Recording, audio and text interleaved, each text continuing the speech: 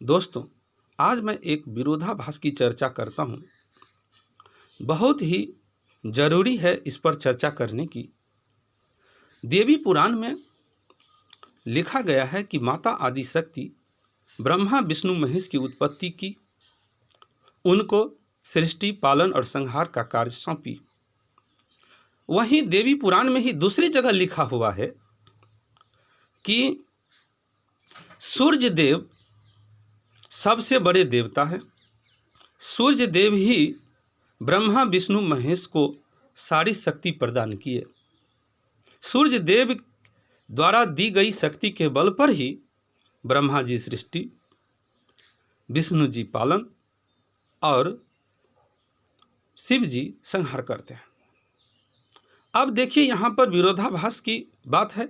स्पष्ट है कि एक जगह की आदि शक्ति इनको पैदा की और ब्रह्मा विष्णु महेश देवता की उत्पत्ति किए। दूसरी जगह कि एक देवता सूर्य ब्रह्मा विष्णु महेश को शक्ति दिए, उन्हीं के बल सब हो रहा है। दो ढंग की बात है। यह तो बात ऐसी हो गई कि राम दशरथ का पुत्र है और दशरथ राम का पुत्र है, ऐसा ही हो गया। अब इस अंधविश्वास के ज़माने में हम इस बात पर विश्वास करते हैं, यह भी मेरी मूर्खता है। हम ऐसी मूर्खता पर न चलें, बल्कि हम सोचें कि वास्तविकता क्या है। आज साइंस क्या कह रहा है कि एक पहाड़ जैसा था, पूरी सृष्टि में पहाड़ जैसा, पर्वत जैसा था। विज्ञान के विकास के क्रम में, यानी कि उस पहाड़ में, पर्वत में परिवर्तन जो हुआ, उस परिवर्तन के क्रम में इस सृष्टि में सारे पिंड बने। जो विस्फोट हुआ, उस विस्फोट के कारण ही सारे पिंड बने और वहाँ से दुनिया का संचार हुआ। वास्तविक रूप से विज्ञान भगवान की खोज की ओर 90% जा चुका है। अध्यात्म भी विज्ञान है, लेकिन लोग अध्यात्म को विज्ञान से इसलिए अलग कर दिए क्योंकि कुछ लोगों को व्यवसाय चलाना था। यदि वे विज्ञान से अलग नहीं करते तो उनका व्यवसाय नहीं चलता, लोगों को मूर्ख बनाकर कमा कैसे सकते थे। और इसी के कारण मेरा देश पिछड़ा हुआ है, धीमी गति से प्रगति कर रहा है। दोस्तों, सोचने की बात है। वास्तविक रूप से हम भी सर्च किए हैं कि विज्ञान का कहना सही है कि प्रारंभ में पहाड़ जैसा था, उसमें परिवर्तन हुआ, उसी दौरान जो शारीरिक अंश था वह अलग हो गया और उसके अंदर का जो आत्म अंश था वह अलग हो गया। कई आत्म अंश के टुकड़े बन गए।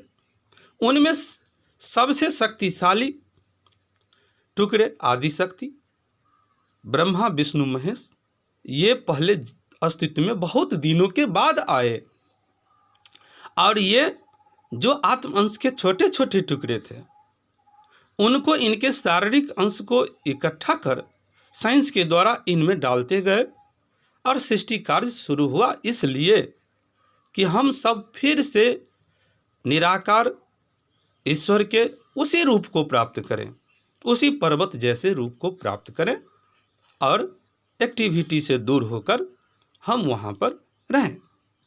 ऐसा फिर से होने के लिए, अपने पूर्ववत रूप प्राप्त करने के लिए ब्रह्मा विष्णु महेश एक्टिव हुए और जितनी भी आत्माएं थी उनको फिर से इस परिवर्तन के चक्र से मुक्त करने के लिए वे प्रयास करने लगे।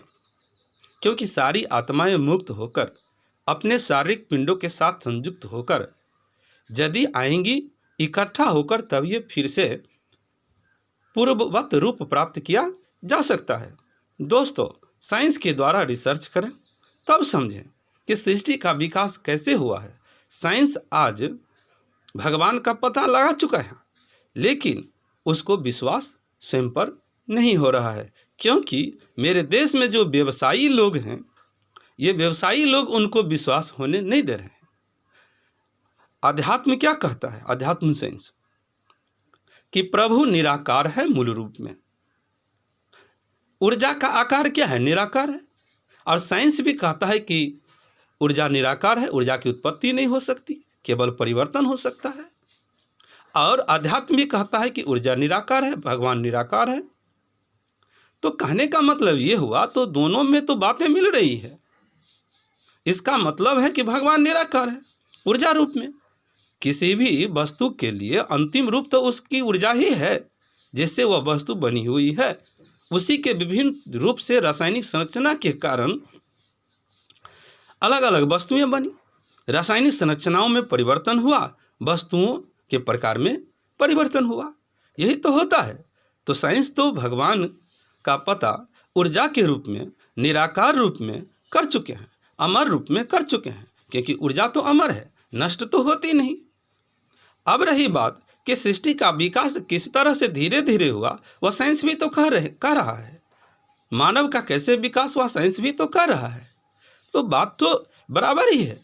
हम अंधविश्वास में न रहें कि बाप ने बेटा को पैदा किया, बेटा ने बाप को पैदा किया।